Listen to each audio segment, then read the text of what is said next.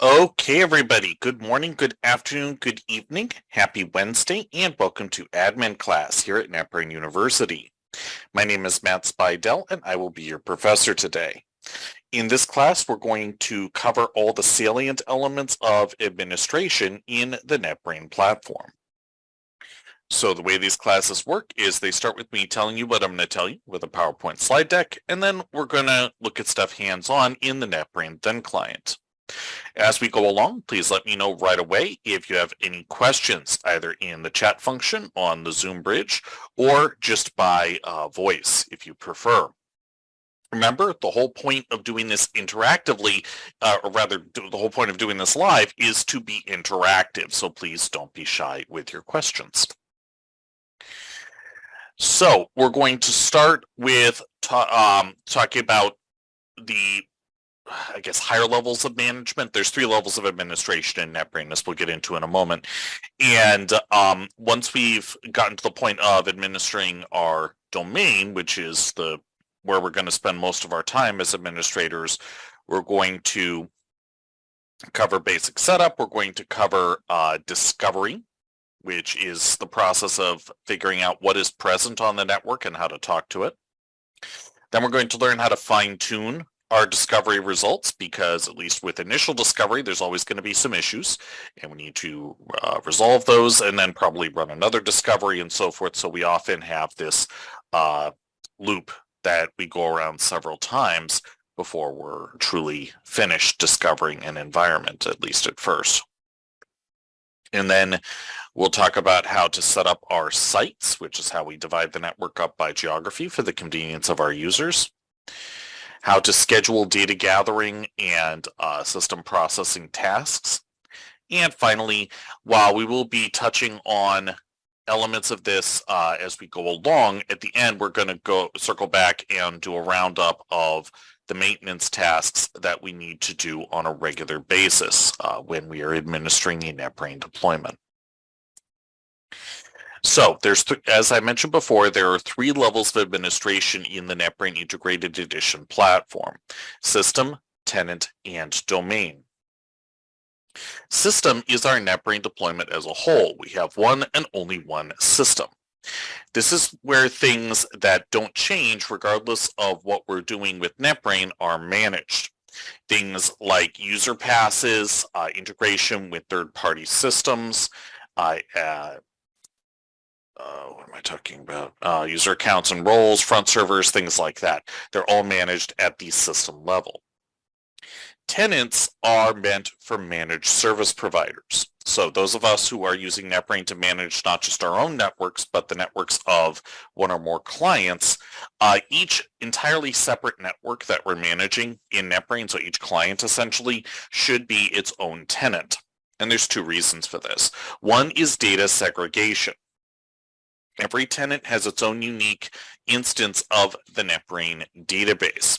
So this allows us to, how do I put this? This allows us to keep customers' data separate and thereby avoid liability and other concerns.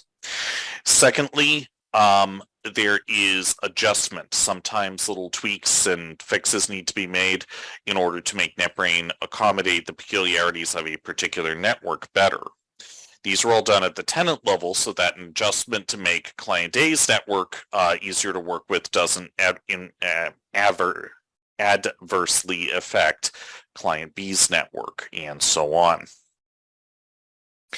And then within each tenant, we typically have just one domain.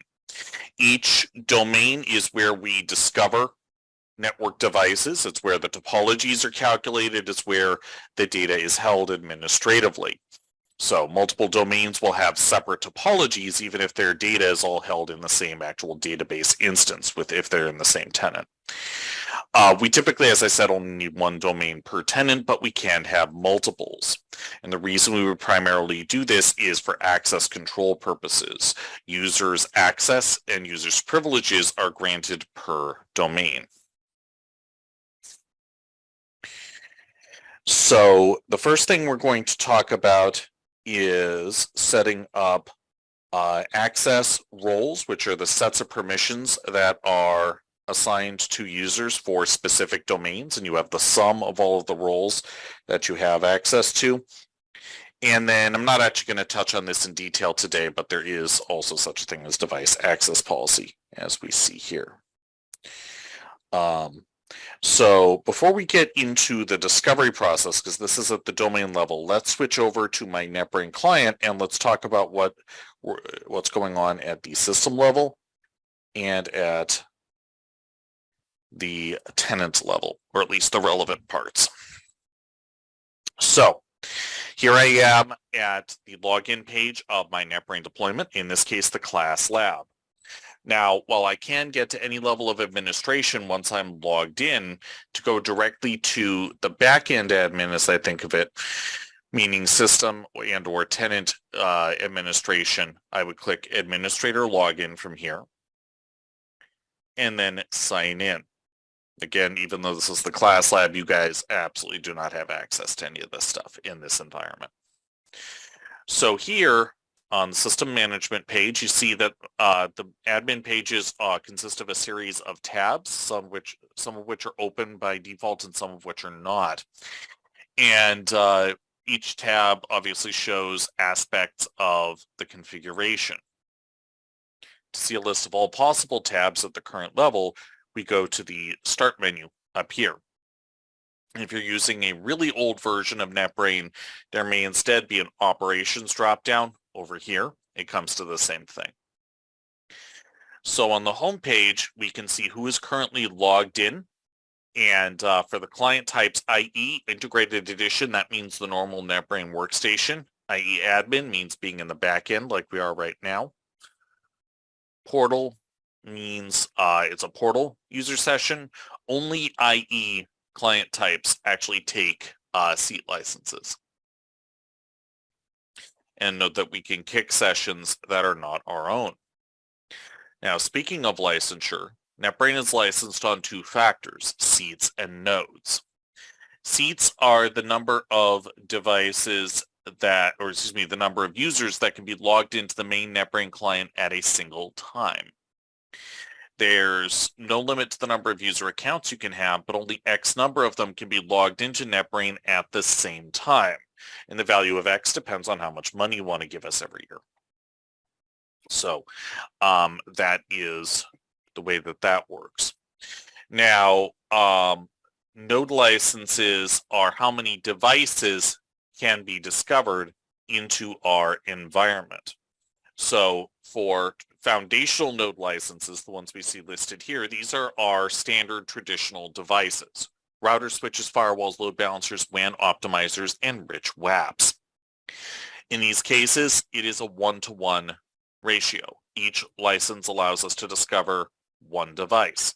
But when I say one device, I'm talking about logical entities within the network, not physical entities. This is how NetBrain perceives the network. It has no way to go physically inspect the boxes in the racks.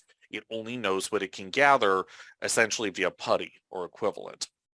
So to put that in more concrete terms, if I have a whole stack of traditional switches that are operating as one giant switch, because I've wired them all together, then NetBrain's going to see that big stack of boxes as one switch, which logically it is, and it's going to charge us one node license for all of those chassis. How cool is that? On the other hand, if I have a very advanced router running multiple virtual device contexts or similar, then each of those VDCs is going to count as a single device and be charged accordingly, because logically, even though they're in the same box, they are logically separate entities. So hang on, I need to get more caffeine down my neck. I was up way too late last night. It's my own fault.